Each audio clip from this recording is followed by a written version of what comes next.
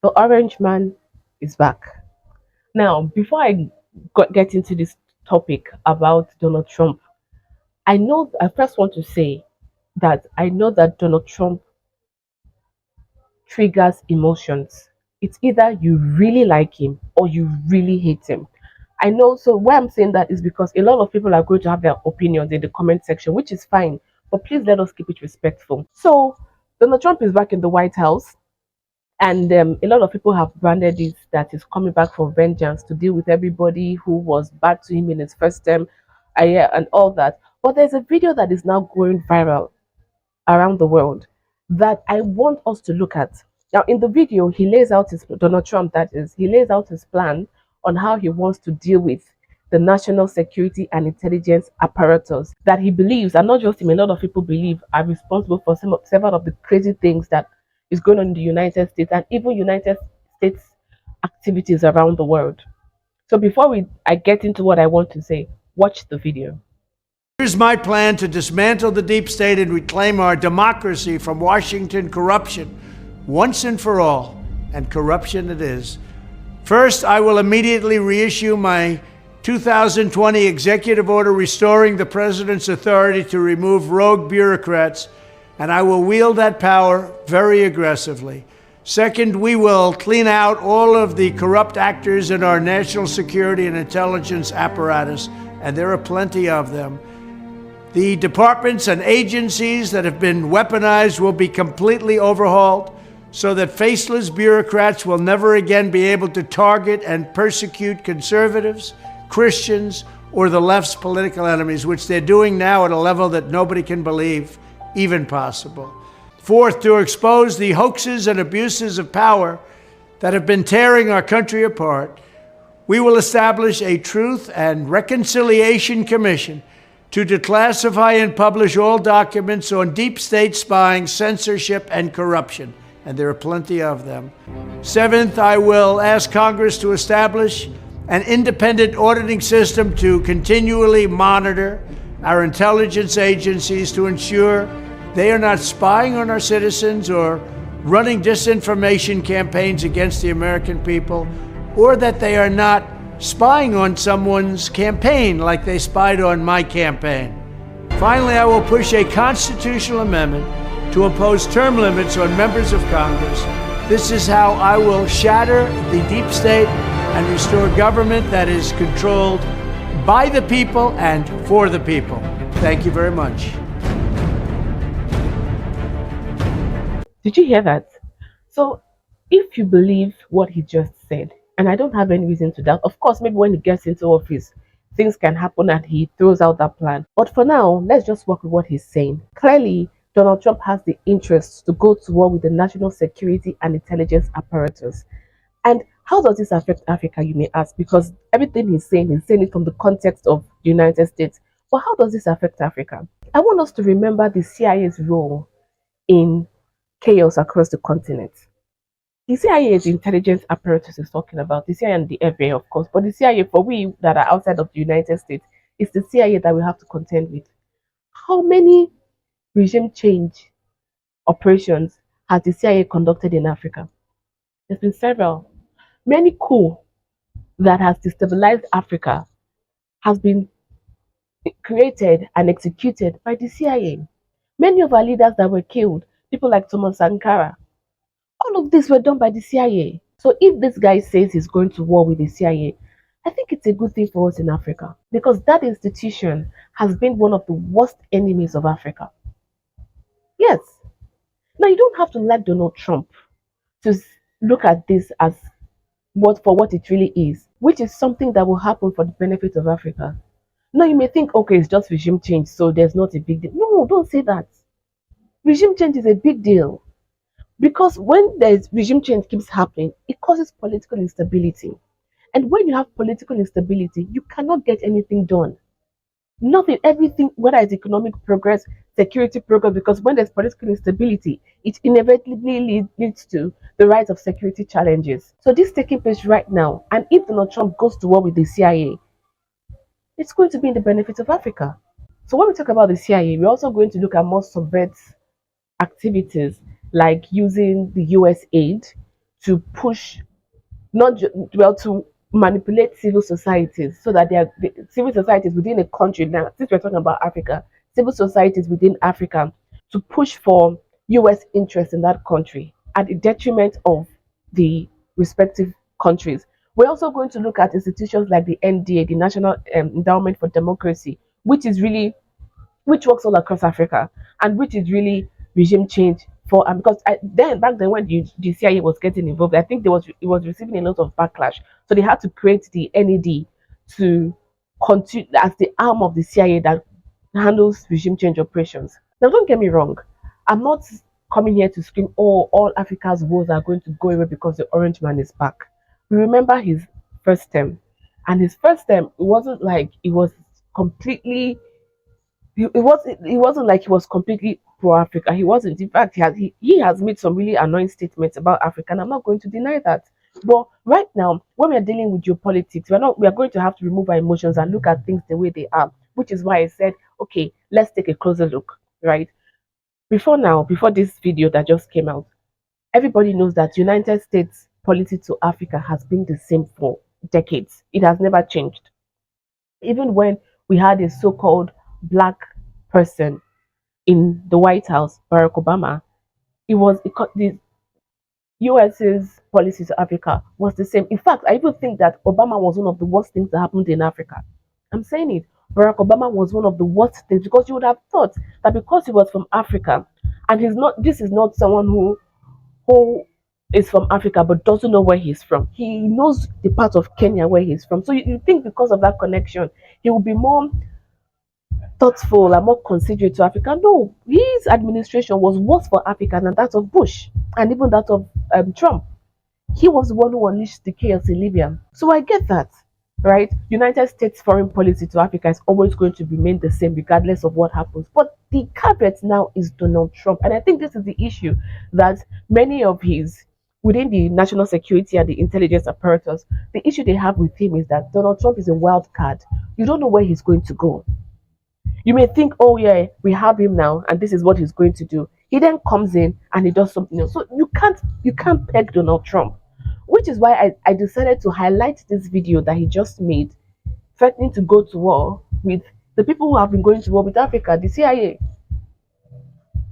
Do you understand? So because Donald Trump is a wild card, you don't know if he's going to execute it or not. Now I'm of the opinion that, considering that his first term was bogged down by this same national security states, that's the national security and the intelligence agencies, considering that his first term was bogged down by them, and they are the people that unleashed the so-called lawfare against him, he would have scores to settle with them. And if this video is any indication, he means to settle scores with them, which is why I'm telling us, let us listen to what this man is saying. If he goes to war with the CIA, it benefits Africa. And apart from that, we also always hear these issues with this thing with neocons, that, oh, that's the neoconservatives, that he flooded his first term with, he said he was going to drain the swamp. He didn't drain the swamp. Instead, he flooded his first term, his administration in his first term, with creatures from the swamp. Okay. Now he's saying that, for example, back then, his vice president clearly was a neocon. When I was even following their, what they call it, their primaries, Republican primaries, I could not believe the things he was saying. I kept asking myself, this guy was Trump's vice president. He, I'm like, how did Trump pick this person? He also had in his administration people like Mike Pompeo. These are strong neocons, right? But then if you look at his peak now for VP, which is JD Vance, JD Vance has not shown any ties, or any, has not exhibited any of this neocon ideology or characteristics. So if I'm going to go by the choice he has made with his VP in the second term compared to his first term, JD Vance is not a neocon. You can debate that. You don't have to agree with me. Fine. Let me continue. This is my opinion. You can let me know your opinion respectfully in the comment section below. Now, other than that, I'm not saying if I'm not saying this is what it's going to be. I'm saying if JD Vance is going to be any sign, we can also look at the people he surrounded himself with during his campaign for his second term. We have people like RFK. RFK is one person hates the national security and the intelligence apparatus, because RFK, there is so-called rumors that his father and his uncle were taken out by these guys. Do you get where I'm coming from? So if that man, if RFK, who is clearly going to be an integral part of his second term, Donald Trump's second term, if RFK is going to be any indication, we can clearly say that this war with the CIA and the national security and the intelligence agencies may really do happen. And if you go further and say, okay, based on JD Vance and RFK, if you look at other people whom he may bring into, right now we're waiting to see who is going to name his administration. But if JD Vance is any indication and RFK, it's likely going to be people who are more of the America First movement than of the neo-conservatives that believe that the whole world belongs to them so they can do anything they like around the world. So maybe Donald Trump's second term is going to be of more interest for Africa because he's going to war against, not because he's a fan of Africa or he loves Africa, he wants to help Africa. No, but because he's going to war with the people who have caused chaos on the continent for decades. You know, this for me, this is more of a this is more of a situation of the enemy of my enemy is my friend. You don't have to like Donald Trump, but if he's going to war with the people who have caused chaos in a continent for decades, you might as well just fold your arms and let him take them out. Don't interfere. What did they say? If you're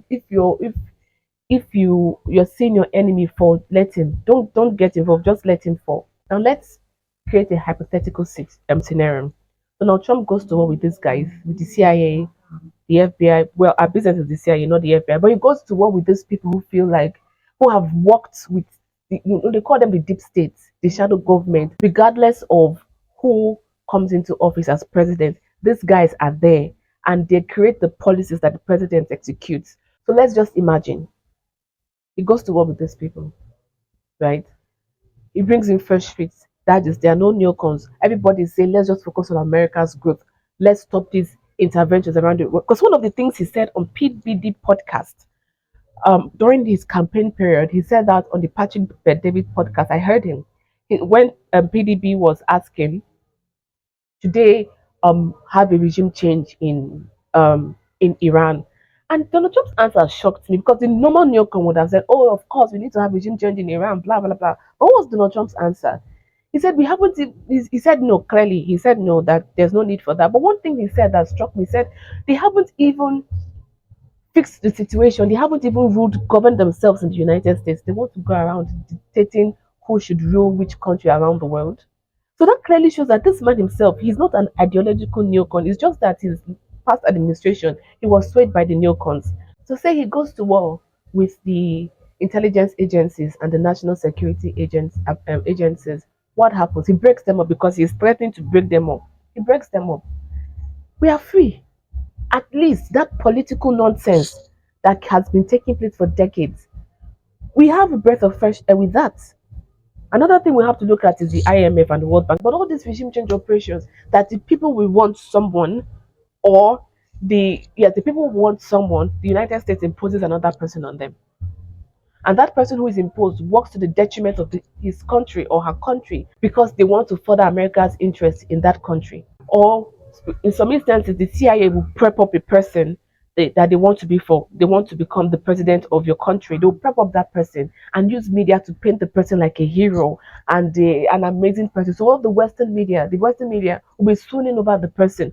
You read these um, articles and you read these stories in the Western media, painting this person as a hero. You now think that this person is so going to be the best thing for your country. So you don't know that they have sold you a candidate. Maybe you thought that you chose that candidate by yourself, but you don't know that they sold you a candidate.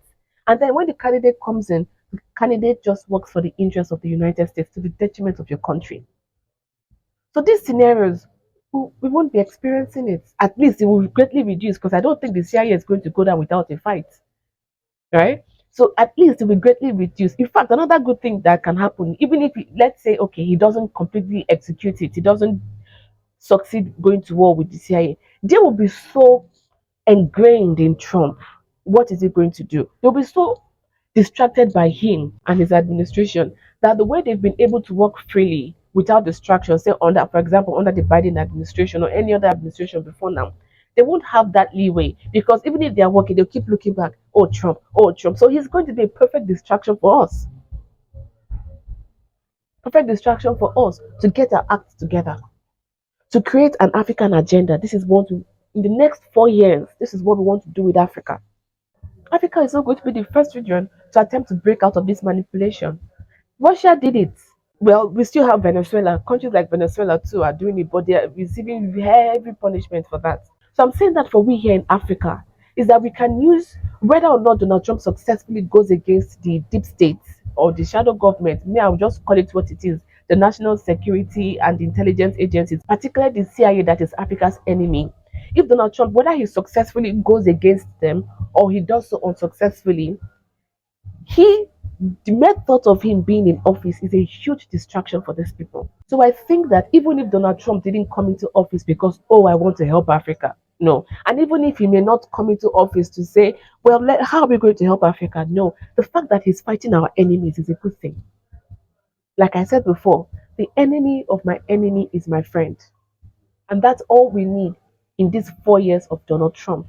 Let him just keep these people distracted. Let him fight to break them up. Let them be fighting for their existence. And while they go loggerheads with Donald Trump and his administration, we can use this opportunity to build an Africa of our dreams without having outsiders keep meddling and intervening, and whether it's with media, with civil societies, with politicians. Oh my God, it's exhausting. Let him keep them busy while we build. So, what do you think about Donald Trump securing, well, a surprising comeback in political history? What do you think about Donald Trump coming back to the White House? And what do you think for Africa this is going to be? Now, like I said before, I am not saying he's coming in to help Africa. I'm not delusional. I don't expect Donald Trump because he didn't campaign on helping Africa. So, we cannot expect him to help Africa, right? All I'm saying is the fact that he's going against the CIA is a good thing for us. The enemy of my enemy is my friend. Let me know what you think about it in the comment section below.